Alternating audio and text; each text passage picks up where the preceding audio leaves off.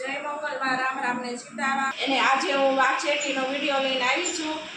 અને આ વાછેટી છે ને અમારા ગામમાં બહુ થાય છે અને ડુંગરોવાળા પ્રદેશમાં બહુ વધારે પડતી આ વાછેટી થાય છે। એના વાછેટી હું મારા ભાઈને ઘરેથી લાવી છું। અમારે કાંઈ વહેલા જવાનો ટાઈમ હોય નહીં એટલે અમારા ભાઈને એ લાવી છું એની પાસેથી વાછેટી। એને આ સરસ મજાની વાછેટી છે। એને અત્યારે આ વરસાદ થાય એટલે પહેલી જ સિઝનમાં આ વાછેટી આવી જાય છે। હવે હું તમને બતાવું કે કેવી રીતના વાછેટીની ભાજી બનાવાય છે। હવે જો આ વાછેટી છે ને આ લૂંખો છે, તમને દેખાય છે? આ લૂંખો છે, એમાંથી આ ઉપલો ભાગ આપણે કાપી લેવાનો છે। એને આપણે આ ભાત્યામાં નાખ્યું તો શેંગાથી ધોવાય છે 2-3 પાણી, એટલે આપણે વિવાઈને સીધું આપણે આમાં નાખી દઈશું।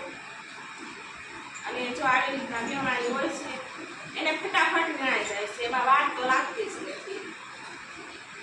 આ જ્યાં ઝુમખા હોય એટલે થોડીક વાર લાગે। જો આપણે ધોવા હાટું એક ડોલ લઈ લીધી છે અને આપણે આ 2-3 પાણી ધોવાની છે।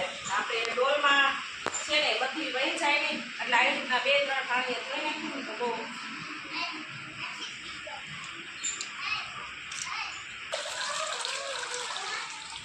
સરસ મજાની ધોવાઈ ગઈ છે। એને આખી લસણની કળી અને અડધી બટકા કરી લીધા છે, આખી કળી અને બટકા બહુ સરસ લાગે।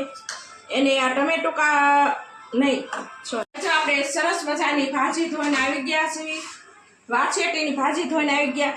અને આખી અને અડધી કળી આપણે લીધી છે એટલે બહુ મસ્ત ભાજીમાં સ્વાદ આવે ને બહુ સરસ એ લાગે। એને આખી ડુંગળી લઈને અને નાની નાની કટકી કરી નાખી છે આપણે। અને એક આપણે ટમેટું લઈ લીધું છે અને આખું જીરું એને વઘાણી, આ મીઠું, ધાણા જીરું, એના હળદર આપણે દેશી રીતના જ બનાવવાનું છે। ને આ તેલ છે એને આપણે આમાં કાંઈ ગરમ મસાલો કે કાંઈ નાખવાનું નથી, એકદમ દેશી રીતના। હવે આપણે છે ને તેલ ગરમ કરવા આપણે તેલ લઈ લઈશું અને ગરમ કરવા નાખી દઈશું તેલ। અને થોડુંક ઝાઝું તેલ નાખવાનું છે એટલે લસપસથી આપણી વાછેટીની ભાજી થાય સરસ મજાની। ગરમ થઈ જાય આપણે ત્યાં સુધી 5-10 મિનિટ રાહ જોઈશું। હવે આપણે છે ને જીરું પહેલા નાખી દઈશું।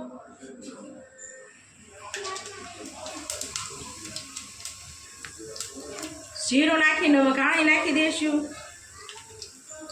પછી આપણે આખી કળી નાખી દઈશું। કળી છે ને કકડી ગઈ છે એટલે આપણે હવે ડુંગળી સુધારેલી નાખી દઈશું કે ડુંગળીને સેજ લાલ થવા દઈશું અને સેજ ધીમો તાપ કરી નાખશું આપણે। હવે આપણે વાછેટીની ભાજી નાખી દઈશું।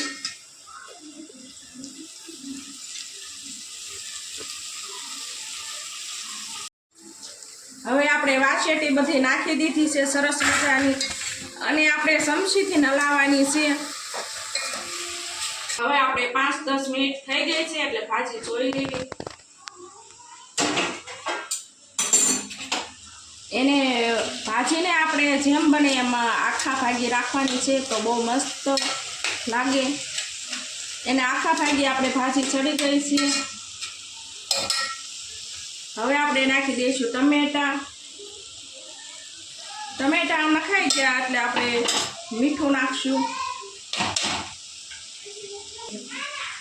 હવે આપણે નાખી દેવી હળદર। હવે નાખી દઈશું આપણે ધાણા જીરું। આપણે સરસ મજાની હલાવી લઈશું। એના આખા ભાગી રહે એ માટે આપણે ટમેટું નાખી દેવી એટલે આપણી ભાજી વાછેટી ભાંગતી નથી અને બહુ મસ્ત રહેશે।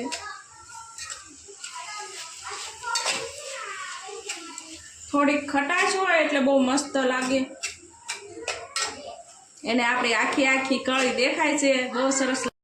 હવે વાછેટી સડી ગઈ છે એટલે આપણે મરચું એવું નાખવા આપણે ખોલી નાખવી।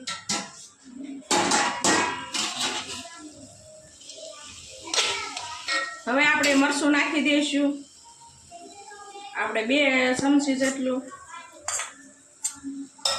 અને ભાજી જો તીખી હોય ને તો બહુ સરસ લાગે છે। અને આપણે 1 ચમચી 1.5 ચમચી જેટલી આપણે મરચ નાખી દઈશું। હવે આપણે ધીમે ધીમે હલાવી લઈશું, કેમ કે આપણી ભાજી ભાંગી ન જાય ને એ હાટું. આપણે છે ને ખટાશ પ્રમાણે આપણે દહીં નાખી દઈશું.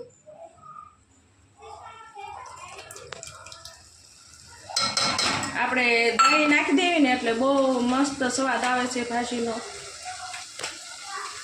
ખાલી દહીં નાખીને 5 મિનિટ રાખવાની છે આપણે. અને હવે આપણી ભાજી થઈ ગઈ છે તૈયાર. હવે આપણે કોથમરી નાખી દઈશું.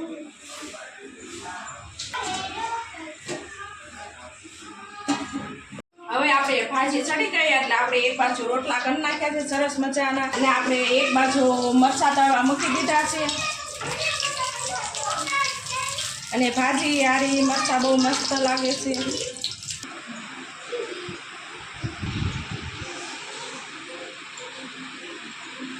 હવે આપણે જમવાની ડીશ તૈયાર થઈ ગઈ છે. તો આપણે વાછેટી, આખા મરચાં અને ડુંગળી અને રોટલા સાથે બહુ મજા આવે. અને હવે ઋતિને કેવી વાછેટી ભાજી લાગે એ આપણે જોઈ.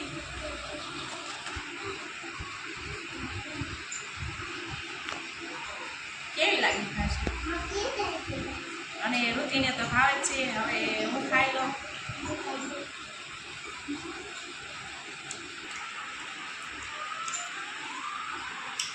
બહુ મસ્ત લાગી. હવે આપણે વિડીયોને એન્ડ કરી દઈશું. અમારો વિડીયો ગમ્યો હોય તો લાઈક કરો, શેર કરો અને સબસ્ક્રાઈબ કરો.